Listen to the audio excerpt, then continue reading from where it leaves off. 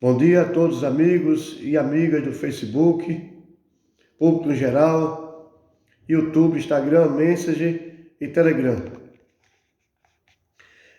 Mais uma vez aqui estou com vocês para fazer o estudo do Livro dos Espíritos, do livro 2º, capítulo 1º, Mundo Espírita ou dos Espíritos. E a pergunta é 96.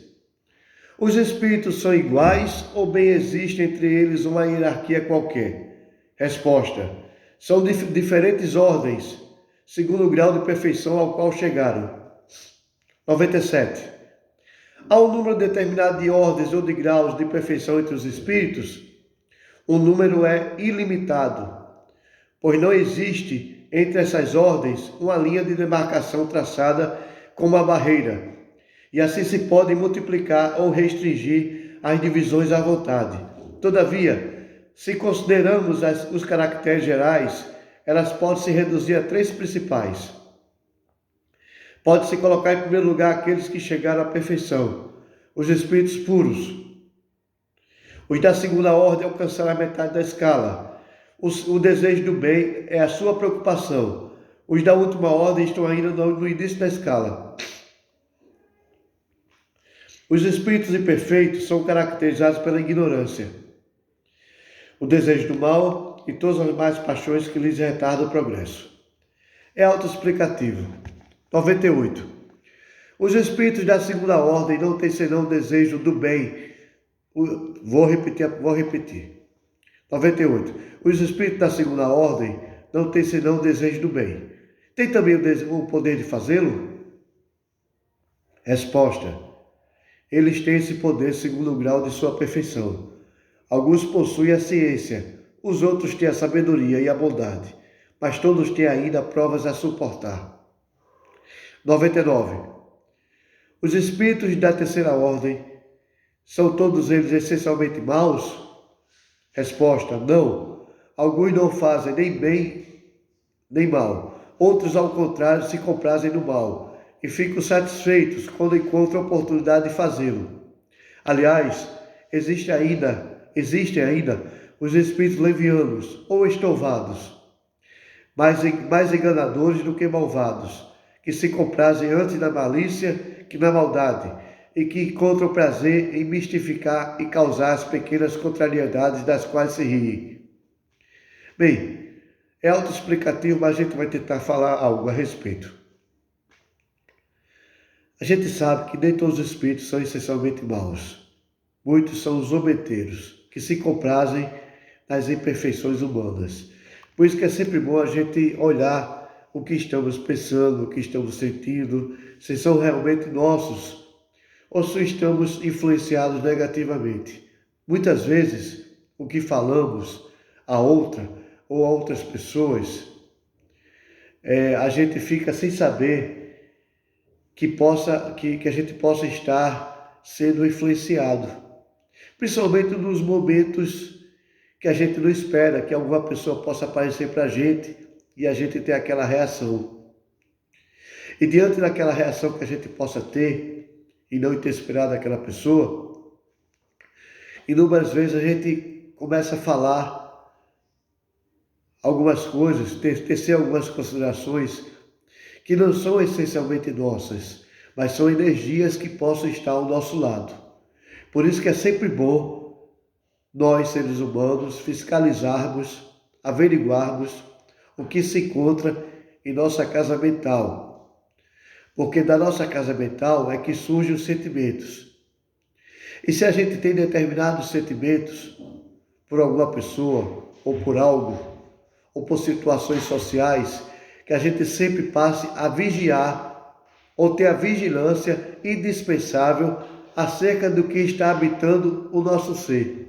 Sempre, para que a gente não possa cair em armadilhas desnecessárias que essas energias possam estar nos fazendo. Armadilhas essas, energéticas, que podem até ser o início de uma possível obsessão. Das obsessões simples às mais graves, que podem até mexer na atividade cerebral de outras pessoas, a nível de comportamentos, a nível de sentimentos. Por isso que é muito bom a gente ter essa vigilância contínua acerca dos nossos hábitos diários, sempre. E agora a gente vai para o tópico 100, escala espírita.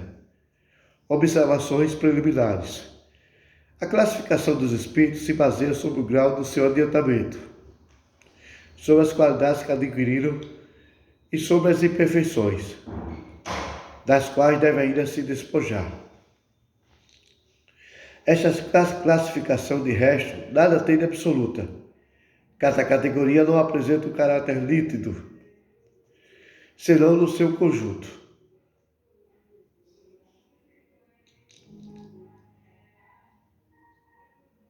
É interessante.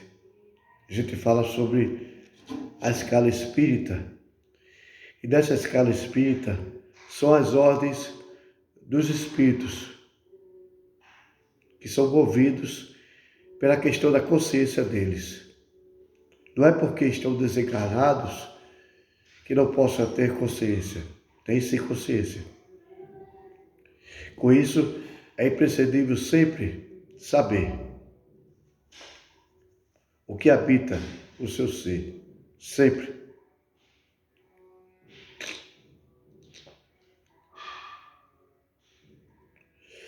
Todavia, de um grau a outro, a transição é insensível. É insensível. E sobre os limites, a pequena diferença se apaga, como nos reinos da natureza, como nas cores do arco-íris, ou ainda como nos diferentes períodos da vida do homem. Interessante, gente. Pode-se, pois, formar maior ou menor número de classes, segundo o ponto de vista sobre o qual se considera a coisa. Ocorre aqui, como em todos os sistemas de classificações científicas, eu vou repetir. Ocorre aqui, como em todos os sistemas de classificações científicas. Esses sistemas podem ser mais ou menos completos, mais ou menos racionais,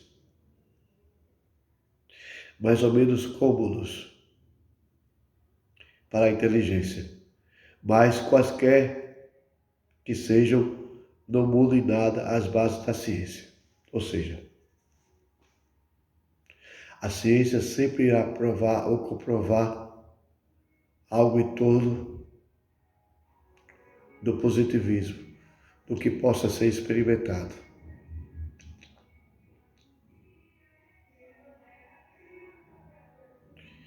Os espíritos interrogados sobre esse ponto podem, pois, variar no número de categorias, sem que isso tenha consequência.